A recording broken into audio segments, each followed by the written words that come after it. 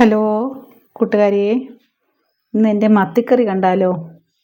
1/2 kilo മത്തി വെട്ടി വെച്ചേക്കാണ്.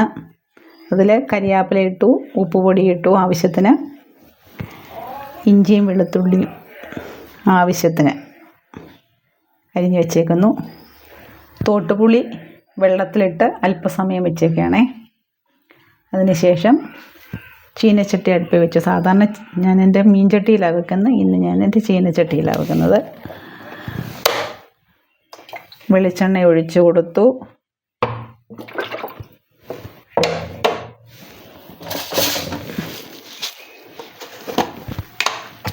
അതിലേക്ക് അല്പം കടുക് ഇട്ട് കൊടുത്തു.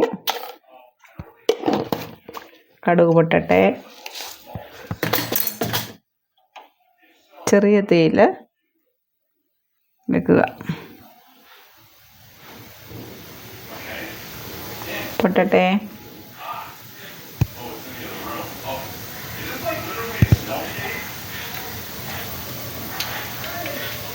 അതിലേക്ക് എടുത്ത് വെച്ചിരിക്കുന്ന കറിവേപ്പില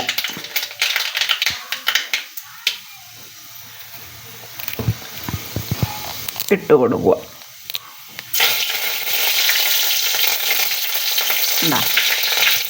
അതിലേക്ക് അരിഞ്ഞ് വെച്ചിരിക്കുന്ന ഇഞ്ചി വെളുത്തുള്ളി ഇട്ട് കൊടുക്കുക. ഇളക്കുക. ഇത് നല്ലോണം ചുമക്കണ്ട, ചെറുതായിട്ടൊന്ന് വഴന്നാൽ മതി, അല്ലെങ്കിൽ ആ ഇഞ്ചിയുടെ ടേസ്റ്റ് അങ്ങ് പോകും. ഓക്കെ, അപ്പം ഇത് മൂക്കട്ടെ. അങ്ങനെ നമ്മുടെ ഇഞ്ചിയും വെളുത്തുള്ളി ചെറുതായിട്ടൊന്ന് ചുമന്നിട്ടുണ്ട്. ഒത്തിരി മൂത്താൽ ആ ഇഞ്ചിയുടെ ടേസ്റ്റ് അങ്ങ് പോകും. അതുകൊണ്ട് ചെറുതായിട്ടൊന്ന് ചൂടാകുമല്ലോ വഴന്നാൽ മതി. ഓക്കെ, പണ്ടൊക്കെ ആണെങ്കിൽ ഇഞ്ചി അരിഞ്ഞ് മത്തിയിലിടത്തേ ഉള്ളായിരുന്നു. ഇപ്പോഴാണ് പിന്നെ എല്ലാവരും കടു വറുത്തൊക്കെ ഇടുന്നത്. ആ പച്ച ഇഞ്ചിയുടെ ഒരു ടേസ്റ്റ് വരണം മത്തിക്കറിക്ക്. ഇനി അതിലേക്ക് ഒരു ചെറിയ 4 പച്ചമുളക് അരിഞ്ഞ് അതും കൂടെ ഒന്ന് വഴറ്റുക.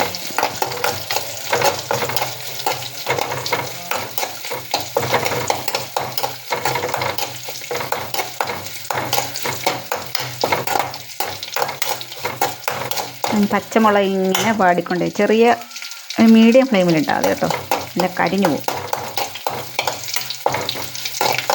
പച്ചമുളക് വാടിക്കൊണ്ടേയിരിക്കുന്നു. ചുമക്ക വഴറ്റൊന്നും വേണ്ട, 2-3 മിനിറ്റ് ഇങ്ങനെ ഇളക്കി കൊടുക്കുക.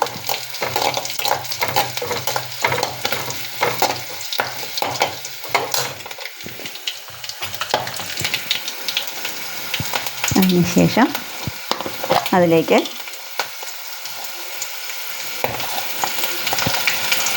ഒരു 1/2 ടീസ്പൂൺ മഞ്ഞൾപ്പൊടി ചേർക്കുക.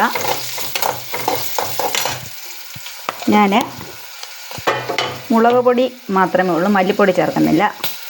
ഇത് കാശ്മീരി മുളക് പൊടിയാണ്. 3.5 ടീസ്പൂൺ കാശ്മീരി മുളക് പൊടി. അതിനെ ചെറുതായിട്ടൊന്ന് ചൂടാക്കുക.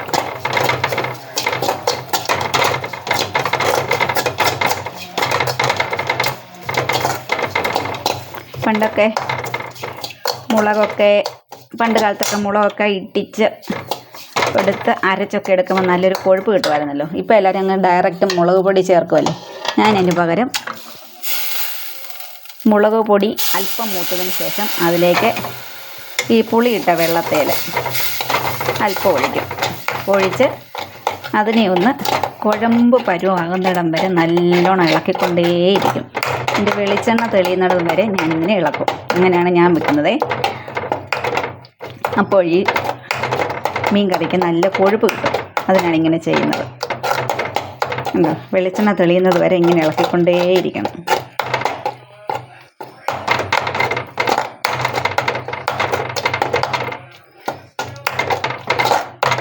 വെള്ളമൊക്കെ ഇങ്ങനെ പറ്റി വരുന്നു.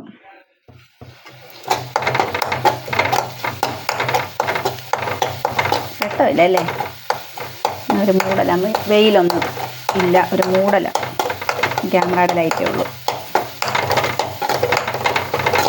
അപ്പോൾ വെള്ളമൊക്കെ പറ്റി ഒരു കുഴമ്പ് പരുവത്തിലായി. അതിലേക്ക് പുളിയിട്ട വെള്ളം ഒഴിച്ചു കൊടുക്കുക, ബാക്കി വെള്ളം. എന്നിട്ട് അതിനെ നല്ലതുപോലെ ഇളക്കുക.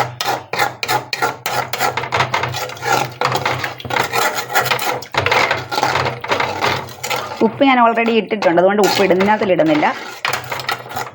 ഓക്കെ, സ്വല്പം വെള്ളം കൂടെ ആഡ് ചെയ്യണം. അത് തിളച്ച് വരട്ടെ. അപ്പോഴത്തേക്കിന് സ്വല്പം വെള്ളം കൂടി ഇതിനകത്ത് ആഡ് ചെയ്യണം. ഇതിലേക്ക് വെള്ളം ആഡ് ചെയ്യാമേ. അതിലേക്ക് അല്പം വെള്ളം കൂടെ ആഡ് ചെയ്ത് കൊടുക്കാം. ഇനി അത് തിളക്കട്ടെ. അല്പം ഉലുവാപ്പൊടിയും ചേർക്കുക, നന്നായിട്ട് ഇളക്കുക.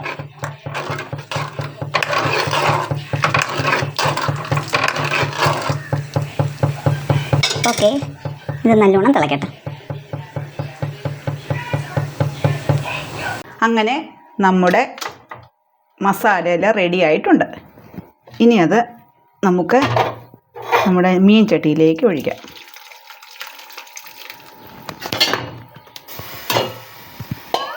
ചീനച്ചട്ടി കഴുകി വെള്ളവും കൂടെ ആഡ് ചെയ്ത് ചട്ടിയിലേക്ക് ഒഴിക്കാം. നല്ലതായിട്ട് ഇളക്കുക.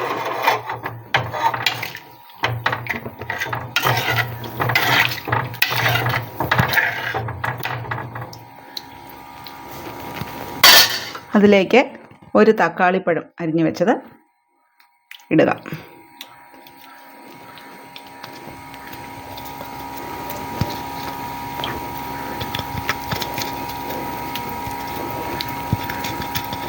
അങ്ങനെ തക്കാളിപ്പഴം ഇട്ടു. അതിനുശേഷം ഇളക്കണ്ട കേട്ടോ.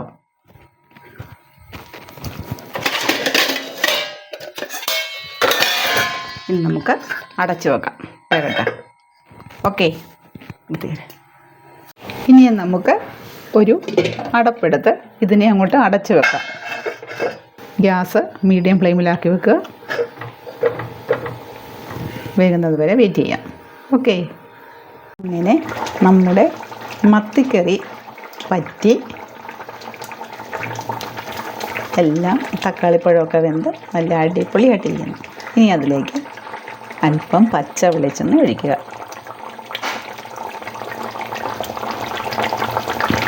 ഓക്കെ,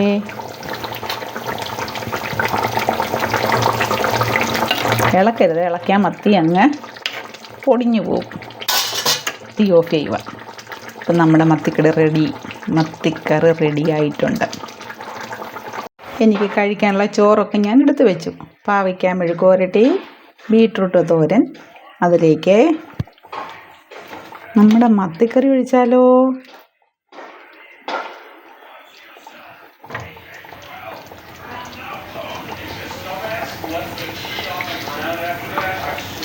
മത്തിക്കറി ചോറിൻ്റെ മുകളിലോട്ട് ഒഴിക്കുക.